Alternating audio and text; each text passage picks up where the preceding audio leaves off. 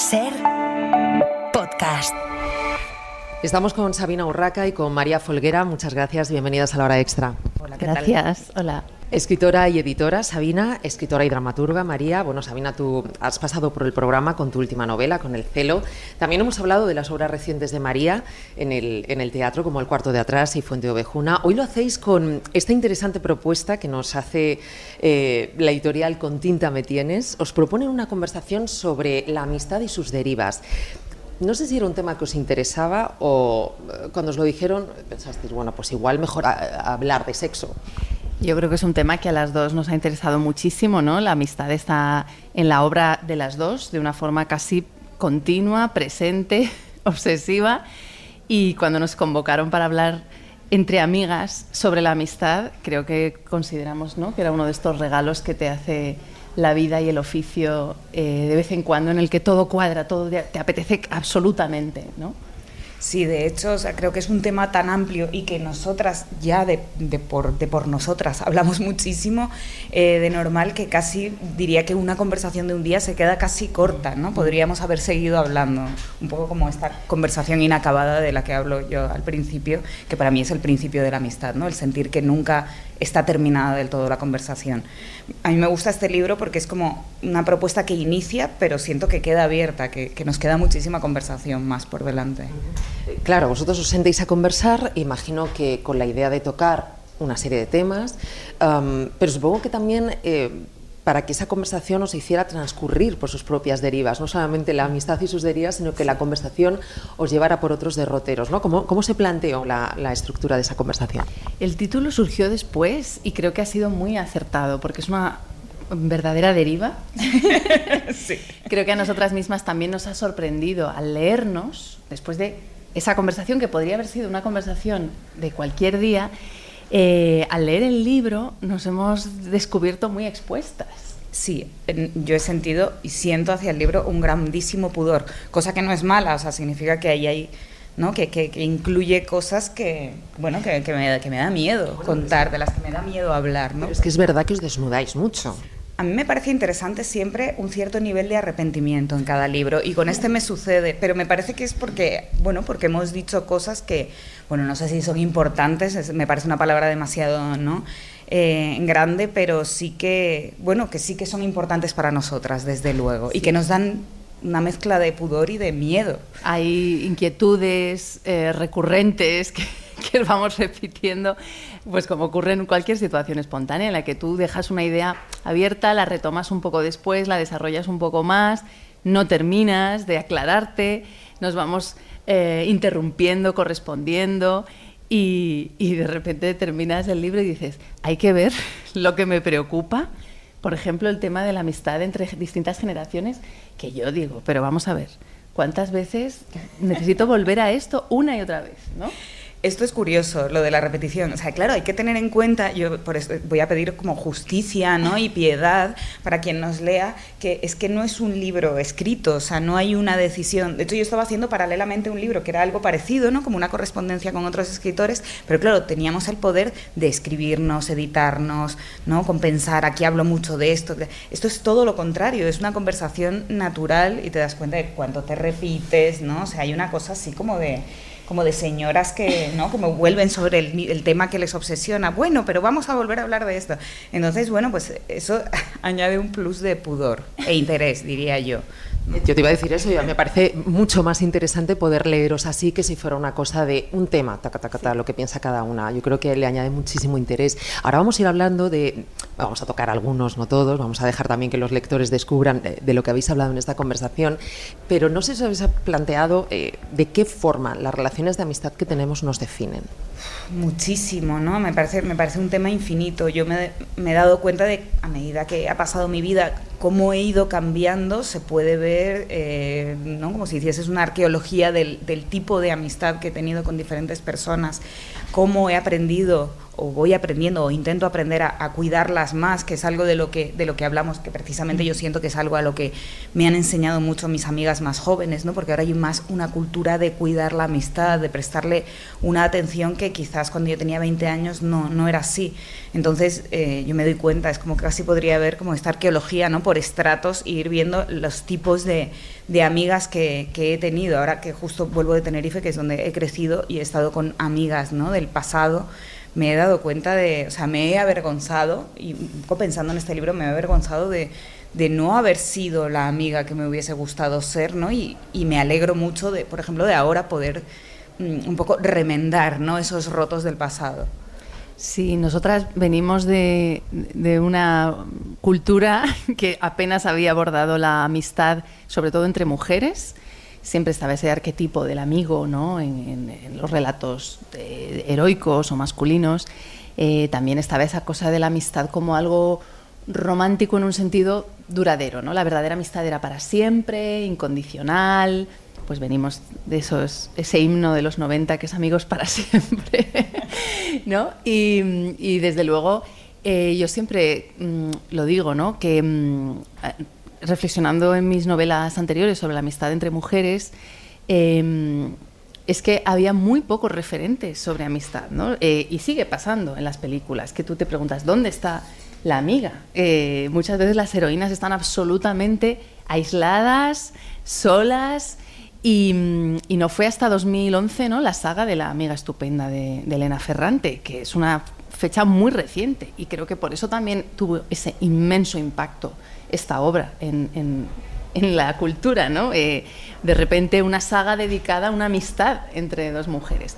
Entonces creo que por eso también esa reflexión sobre lo generacional que hacemos en el libro, aunque roce la obsesión, es pertinente porque hay algo también histórico que hemos vivido, ¿no? Y estamos en esta especie de eclosión de relatos sobre la amistad, están apareciendo ensayos de distintas autoras, tenemos que recoger todo este bullir de ideas sobre algo que se daba por hecho que tenía que funcionar solo y que jamás, desde luego, habíamos hablado de rupturas, y ahora está habiendo libros muy interesantes sobre rupturas entre amigas. Nosotras también en la conversación pues sumamos el tema de las pandillas, no solo las amistades de uno a uno, y nada, eso es lo que a mí me despierta todo esto, una especie como de reflexión sostenida que se va enriqueciendo por las contribuciones editoriales, audiovisuales, etcétera, y que estamos procesando de forma colectiva. Ahora que hablabais de esa mirada que echáis para atrás y de cómo habéis reflexionado de cómo erais amigas antes, de cómo habéis evolucionado a lo largo del tiempo, me lleva un poco a hablar de ese punto de partida de la conversación, esa pregunta, os hacen esa pregunta de por qué nos hacemos amigas de alguien y por qué dejamos de serlo. Yo creo que es una cuestión que os hace iros a vuestra infancia, a dos polos opuestos, para hablar en tu caso, Sabina, de una época quizá más solitaria, en la que buscabas en la amistad, bueno, una especie de salvación, según explicas, y en el caso de María todo lo contrario, ¿no? Esa experiencia que viviste con tu familia que de puertas para afuera, ¿no? Sí. Que no tiene nada que ver. ¿Cómo hacéis esa reflexión de vuestros inicios, de por dónde empiezan vuestras relaciones de amistad? A mí esto es algo que me marca mucho y que siento que va a estar siempre conmigo, igual que siento que María, ¿no? Siempre, o sea, cuando partes como de un esquema, un mundo en el que siempre has estado acompañada, y en cambio partes de un mundo en el que has vivido mucho la soledad, yo como hija única, como hija de padres que también vivieron en el campo de forma muy aislada, en un entorno en el que, o sea, que no era el nuestro de alguna forma, ¿no? Lo digo entre comillas, pero era así, éramos muy diferentes a la gente que nos rodeaba, ¿no? Era como una pareja de hippies rodeados de muchísima gente que se dedicaba al campo. Entonces he vivido como ese sentirme fuera de lugar muchas veces, y eso yo siento que me marca para toda la vida, ¿no? Como que hay una ansiedad amistosa por mi parte, una ansia por hacerme amiga de la gente que incluso me ha llevado en algunos momentos de mi vida, creo que lo digo en el libro, a hacerme amiga de gente que ni siquiera tenía claro si me caía bien o no. O sea, como una especie de compulsión amistosa que era observada con cierta suspicacia por parte de mis padres. O sea, recuerdo, ¿no?, que me decían, pero, o sea, ¿qué estás haciendo, no? Que estás entregada a esta compulsión de hacer cada vez más y más amigos. Siento que he vivido periodos de acumulación amistosa que se volvían algunas veces un poco peligrosos, ¿no? Y ahora, siendo más consciente de eso, ¿no?, pudiendo observarlo, pues siento que puedo hacer algo al respecto. Pero habito tanto tiempo que al no haber grandes reflexiones sobre la amistad, íbamos un poco precisamente a la deriva, ¿no? Remitiéndome al título, que bueno, íbamos haciendo amigos por instinto, ¿no? Sin pensar muy bien cómo los estábamos tratando, cómo nos estaban tratando. Por suerte ahora pues se ha abierto esta puerta o caja de Pandora que también, o sea, que hay rayos y truenos dentro, ¿no? Antes mencionaba María como este precedente, ¿no? Este primer referente de la amiga estupenda y pensaba, qué curioso, ¿no? En las relaciones de amistad que yo he retratado, que he creado en algunos de mis libros, como si casi siempre estaban presentes en un momento la obsesión por la amiga, el enamoramiento por la amiga y la competitividad, ¿no? Y siguen estando en estos libros que están saliendo. Estoy pensando en el libro de Nuria Lavari, ¿no? La amiga que me dejó, en Amiga mía de Raquel Congosto, que son temas que siguen sobrevolando y que es muy interesante, ¿no? Que se abran sin miedo, que la gente, que no nos hagamos las amigas estupendas, ¿no? Que no nos hagamos las geniales y que digamos, mira, todo esto, ¿no? Todas estas oscuridades también están atravesando la amistad y cuanto antes las veamos, ¿no? Y las señalemos, mejor nos va a ir, amistosamente hablando. Y María, tú de todo lo contrario. Sí, me ha gustado mucho cómo Sabina habla en el libro sobre ser hija única. Yo tengo una hija única y creo que me ayuda mucho también a pensar en qué relación puede tener ella también con el deseo de hermanas, el deseo de amigas, la necesidad de convocar, ¿no? de la admiración que siente también ella cuando ve a hermanos o a grupos grandes. Y he visto también en ya comentarios que llegan por redes sociales que lo que reflexiona Sabina sobre el ser hija única está calando, ¿no? Está aportando algo que tampoco hemos hablado mucho, que es esa soledad en la infancia o todo lo contrario, ¿no? Que en mi caso a mí me ha llevado muchísimos años tomar conciencia de esta diferencia, ¿no? De estas diferencias de las que venimos cada uno, de hasta qué punto es normal que tus padres tengan amigos, que yo pensaba que era lo normal, pensaba que era absolutamente normal tener una especie de madrinazgo diluido entre tías, ¿no? Tías que no son tías carnales, pero que son como tías tuyas porque son amigas de tu madre, estos padrinos, amigos, bueno, esta especie de fauna de distintas generaciones, gente que aparece y desaparece, parejas, ¿no? Parejas de amigos que durante un tiempo están y luego ya no, o sí, se quedan como ex. Bueno, esa riqueza y esa diversidad también hay que reflexionarla, porque también te lleva a dar cosas, por supuesto, te lleva a veces también a estados un poco maníacos o compulsivos, ¿no? De pensar que todo tiene que ser así, o de repente entrar en pánico porque estás tú sola de vacaciones, estás tú sola con tu pareja y tu hija, e hijastra en este caso, y de repente no sabes qué te pasa, y es que estás absolutamente desubicada porque toda tu vida has veraneado en masa y de repente 4 personas te parece que es la soledad, sí, la claustrofobia, ¿no? O sea, de repente tomar conciencia de que tienes un poco de claustrofobia a los grupos pequeños. Y no hay por qué, desde luego. También hay derivas de todo tipo, en soledad, en grupo. Bueno, en fin, yo siempre he estado en estos grupos grandes y la amistad también me ayuda a ir encontrando estas pistas, sobre todo la conversación con amigas, como es lo que recoge el libro, ¿no? Que de repente tomas conciencia a través de las diferencias. La pasión por la extrañeza, que es esa frase que me parece fabulosa de Marina Garcés, ¿no? Que la amistad es la pasión hacia tu extrañeza. Y qué interesante esto que planteabais con el paso del tiempo, de qué forma se va perdiendo la idealización de la amistad, para dar paso a ese entendimiento que decíais, de que en la amistad puede haber incomprensión y distanciamiento, incluso pensar, pues esa amiga se ha comportado como una auténtica zorra, pero esto forma parte de la amistad y es algo que vas aprendiendo con el tiempo, ¿no? Sí, yo siento que es lo que más he aprendido, ¿no? Antes siento que era muy rígida, que me parecían imperdonables ciertas cosas y que podían llevar al abandono absoluto de la amistad, y ahora en absoluto todo lo contrario, ¿no? Como que siento que las relaciones entre personas son problemáticas, ¿no? Ayer leía algo que decía Roy Galán al respecto, creo que hablaba más de las relaciones de pareja, pero en realidad se puede aplicar a todo. Esta etiqueta, que en algunos momentos pues, es necesaria o puede traer conversaciones y reflexiones necesarias, esta etiqueta de lo tóxico, ¿no? es muy fácil decir que algo es tóxico porque es que todas y todos somos tóxicos, ¿no? En algún punto. Entonces hay que aceptar, yo creo, que hay cierto nivel de toxicidad o que se puede dar en ciertas amistades y que en algunos casos conviene navegar ese veneno, ¿no? Y seguir adelante. No sé, yo creo que sí que merece la pena, ¿no? Y que las relaciones entre personas son inevitablemente problemáticas, ¿sabes? O sea, yo siento, ayer estaba escribiendo porque pienso mucho en el parque con los perros, cuando veo a muchos perros diferentes, ¿no? Diferentes tamaños y pelajes, y siempre pienso, ¿cómo pueden provenir todos del lobo, ¿no? Y me pasa lo mismo cuando estoy mucho rato con un grupo de personas, digo, ¿cómo podemos venir todos del mono, ¿no? O sea, en plan, somos muy distintos, ¿no? Y cuanto más convivimos, más distintos nos volvemos, somos auténticos extraterrestres a veces, unos para otros, ¿no? Llegado a un punto de cercanía máxima. Entonces yo creo que lo interesante es entregarse a esa extrañeza, ¿no? Que decía María.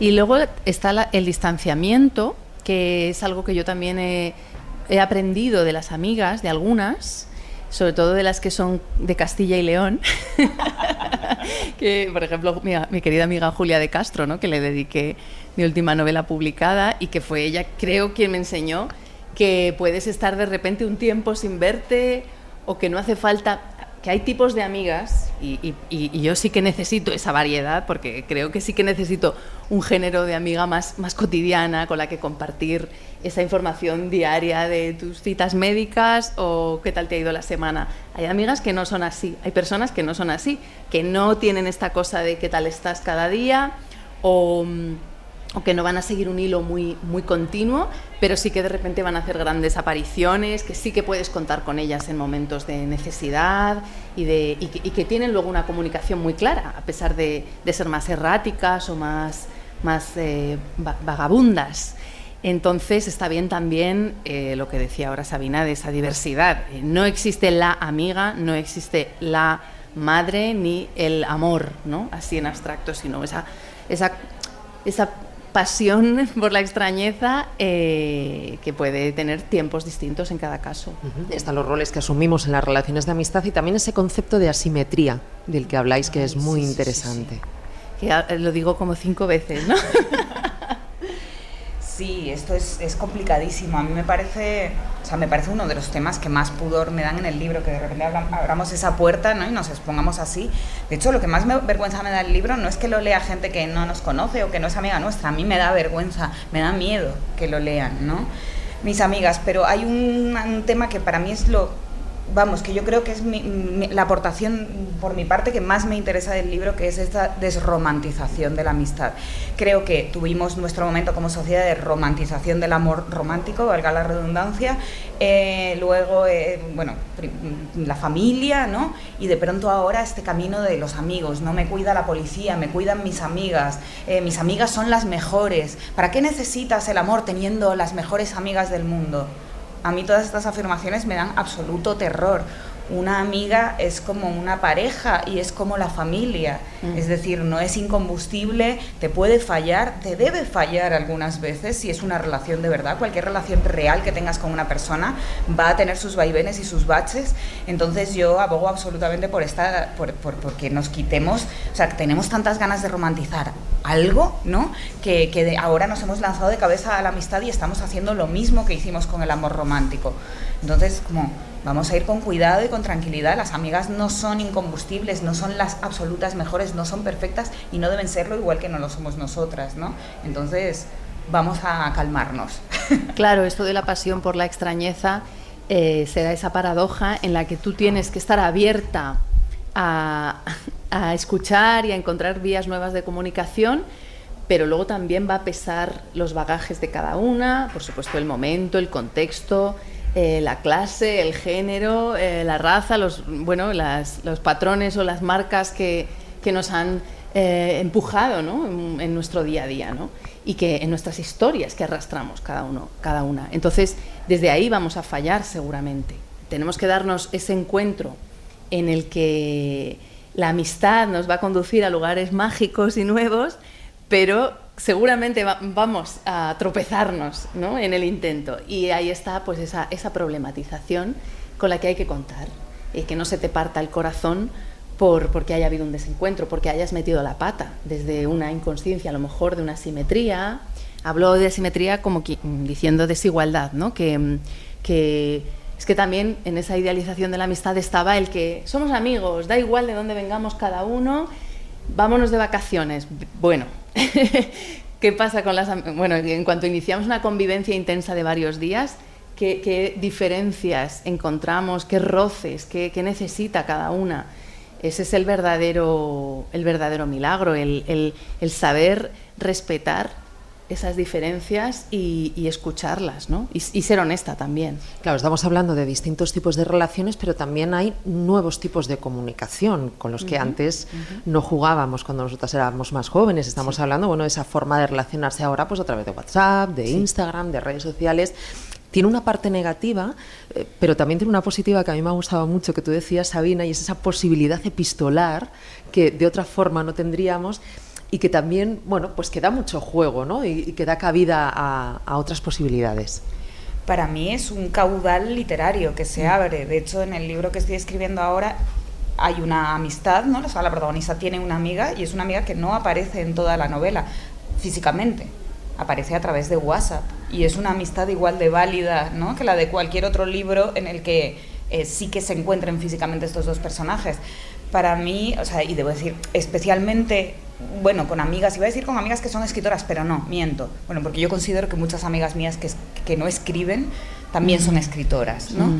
Precisamente porque me relaciono por escrito con ellas, por medio de audios que me fascinan, ¿no? Me gustan mucho, en particular, estos audios en los que no se llega a decir lo que ibas a decir, sino que de pronto tengo una amiga que empieza a mandarte un audio y de pronto te dice, ¡ay! Acabo de ver un pájaro y te empieza a contar algo que está viendo en la calle, ¿no? Estos audios que la gente odia, para mí, cuanto más inútiles sean, más los amo, y más literatura me parece que contienen, y más realidad, porque en realidad, en lugar de lanzar este mensaje necesario de nos vemos a tal hora, no voy a poder llegar, ¿no?, que es como un mensaje práctico, es todo lo contrario, te está diciendo esa amiga algo que está viendo en ese momento en la calle, es casi como si estuvieses caminando con ella, ¿no? Entonces la gente se mete mucho con el WhatsApp, los audios, y yo, bueno, o sea, me gusta mandarme audios con mis amigos, no me gusta cuando un desconocido me manda un audio, ¿no?, para algo de trabajo, ahí no, ¿vale? Esto lo digo aquí, aprovecho este medio para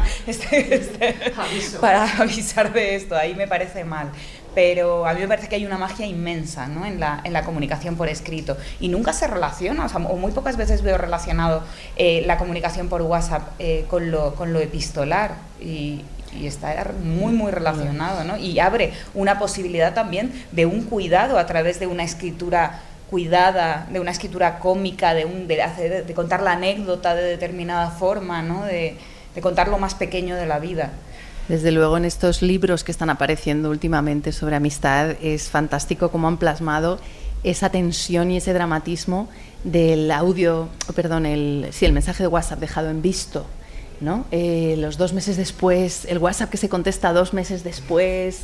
O sea, Nuria Lavari ahí lo cuenta de una forma magistral, ¿no? Sí, hay un suspense, o sea, en el libro de Nuria es que yo ahí lo paso muy, muy mal, ¿no? Cuando la amiga la deja en visto, ¿no? Nunca responde, se me parte el corazón de verdad. Que yo a veces pienso, dentro de 500 años, que la comunicación será por otra vía, ¿entenderán esto del visto del WhatsApp? Pero supongo que sí, porque cuando tú lees la correspondencia entre escritores de cartas, que los problemas son otros. Pues, por ejemplo, que no sé si te ha llegado mi última carta, sigue habiendo ese suspense, sigue habiendo también esa contextualización de no sé si la censura me ha abierto la última carta o qué, y eso es maravilloso, ¿no? Como la metahistoria que hay rodeando la correspondencia. No sé si capítulo aparte o no, porque estamos hablando de amistad entre mujeres, pero también habláis de la amistad entre los hombres, ¿no? En concreto, habláis de la amistad entre hombres cis-hetero, habláis de que ahora sí hay conversación, que hay emociones, que se demuestra una fragilidad, una vulnerabilidad. ¿Cómo han cambiado sus relaciones en todo este tiempo?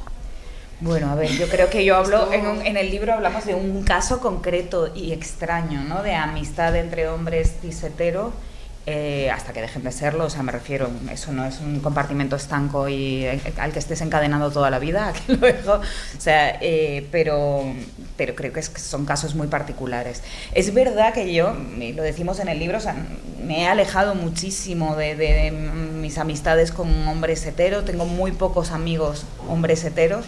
Los que tengo son muy buenos, debo decir, pero es verdad que es como un jardín aparte. ¿Crees que es un caso aislado? ¿No crees que haya evolucionado la relación entre los hombres? Supongo que sí. Creo que hablo sin conocimiento de causa, porque no estoy muy cerca de amistades entre hombres heteros, pero creo que queda mucho camino por recorrer. Igual que creo que también nos queda camino por recorrer a las mujeres, ¿no? A las amistades entre mujeres. Es decir, no es que nosotras seamos geniales y sepamos siempre hablar de los problemas que tenemos. O sea, también conozco a muchas mujeres que tienen un problema con una amiga y nunca llegan a hablarlo, ¿no? Y se lo tragan.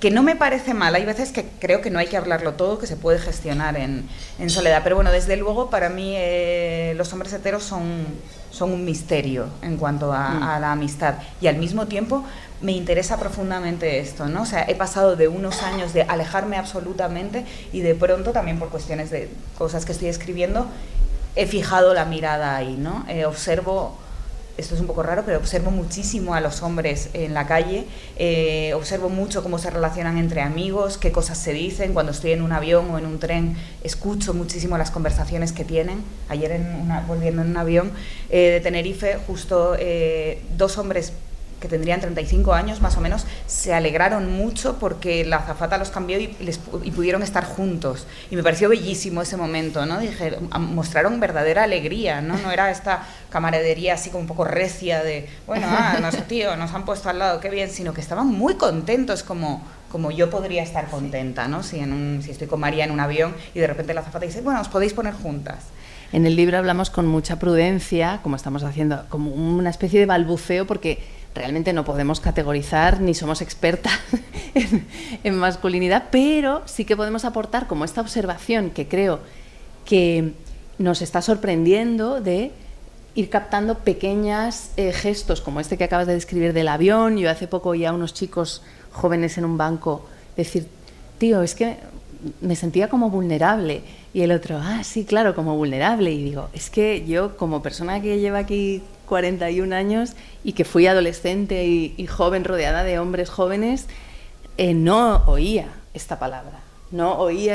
Entonces sí que yo tengo una sensación de que hay una ligera evolución, cambio, digo como el pH del agua, ¿no? Como hay una especie de cambio en la composición, y esto es ser optimista, porque claro, evidentemente estamos también en un gran auge de una gran reacción, un auge del fascismo, un auge del retorno a los roles tradicionales, una especie de ostentación de una masculinidad patéticamente herida y a la defensiva, muy agresiva y muy misógina, ¿no? Y muy homofóbica. Estamos viviendo como esa especie de auge o intento de retorno de valores del odio, pero también da una sensación de que quien tiene los oídos abiertos y tiene algo de inteligencia no puede evitar captar todo este trabajo colectivo que se está haciendo, que se ha hecho sobre las emociones, sobre los afectos, sobre cómo pesan la educación, cómo te limita el machismo, por muy hombre privilegiado que seas, qué te quita y qué te quita respecto a la amistad y a tu relación con los hombres. También escucho a hombres sincerarse entre ellos y de repente se asustan y dicen, ay, perdón, ¿qué chapa estoy dando? Porque no, la chapa era en otros momentos, cuando hablabas de otras lecciones que dabas, no cuando abres tu corazón, tu vulnerabilidad, lo que te asusta, lo que te preocupa, la vida, la muerte, lo que importa o trasciende, ¿no? Entonces, hasta aquí podemos leer, ¿no? Es una sensación de cambios que quién sabe qué va a pasar en los próximos años, porque también estamos todos un poco asustados, ¿no? Pero sí es cierto, por ejemplo, que las relaciones hombre-mujer, tú hay una cosa que mencionas y que dices, hay un gran tema de insinceridad. Uh-huh. ¿Qué crees que está en camino de resolverse? ¿A qué te refieres? Uy, no lo sé. Que las mujeres hetero... o por lo menos que eres optimista a la hora de pensar que puede estar en el camino de resolverse. Claro, el optimismo lo veo en las relaciones entre hombres. Luego, sí que ha habido una insinceridad histórica y crónica de las mujeres hetero hacia los hombres, por una cuestión de complacencia, de adaptación, de prioridad, de dar prioridad a la emoción. Hablo de parejas, pero también de familias, hermanos, hermanas, pues de callar, que ellos realmente no saben lo que está pensando ella, no la conocen, porque ya se encarga ella de no darse a conocer, de aplastar muchas veces sus emociones pensando que no son prioritarias, que no es que da igual, que ella puede con todo, que ella traga. Digo ella, también podría decir yo, ¿no? Porque puedo hablar de mi... Es que este término de la insinceridad me impactó bastante, lo leí en Oculto Sendero, ¿no? De Elena Fortún, y dice ella, el cadáver de mis... dice, hay un momento en que él dice, esto es el cadáver de nuestro amor, o algo así, porque el marido de ella en Oculto Sendero, que es esta novela de los años 30, si no la habéis leído, por favor, y ella dice, no, lo que hay entre nosotros es el cadáver de mi sinceridad.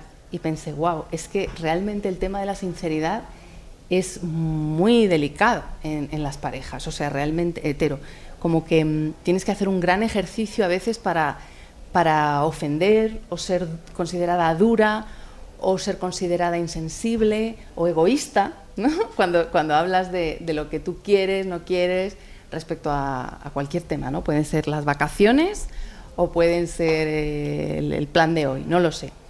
Entonces, ojalá, seguramente, sin duda también, y todos esto, o sea, creo que el Me Too es ese primer acto de sinceridad hiriente, muy incomodante, en el que de repente tomas conciencia como hombre hetero de que has podido herir y ofender desde tu mejor intención, muchas veces, o no, pero hablo de la galantería, del piropo, ¿no? Esta famosa frase de Arturo Fernández de es que ahora piropeo con miedo. O sea, como de quitar esos grandes placeres del truán y del señor. Me parece un tema tan complicado y me siento, de verdad, repito, tan lejos, ¿no?, del hombre hetero, me relaciono tan poco con el hombre hetero, con el señor hetero, que cuando me tengo que encontrar con él, ¿no?, por cuestiones sobre todo de trabajo, bueno, cuestiones fortuitas de la vida, no diría que me asusto, pero sí diría que pongo una barrera, que voy como con una armadura, ¿no? Casi diría que imposto un papel de dureza que no existe en mí de esa manera, porque voy prevenida, ¿no? Voy prevenida ante ofensas, ¿no?, ante comentarios que me parecen absolutamente fuera de lugar. Está esta cuestión, ¿no?, de la que se habla, que parece como que los hombres y las mujeres vivimos en diferentes épocas. O sea, me encuentro mucho con hombres no mucho mayores que yo, que tengo 41 años, que parecen vivir en otra época, y hablo de esta galantería, de esta caballerosidad, de este comportamiento en el que te hacen mansplaining, te explican cosas que tú ya sabes, te explican quién eres tú, te explican lo que haces, lo que escribes, ¿no? Y tienes que ir como blindada, intentando dar respuesta a eso, no agotándote en educar, pero algunas veces es tan cansado, ¿no?, que lo que más te apetece es como darte la vuelta e irte. Pues Sabina, María, hay muchísimos más temas, hay una revisión de un montón de conceptos muy interesantes que vamos a dejar que los lectores lo descubran. Muchísimas gracias por haber estado en La Hora Extra. Muchas gracias. Muchas gracias a ti. Para no perderte ningún episodio, síguenos en la aplicación o la web de la SER, Podium Podcast o tu plataforma de audio favorita.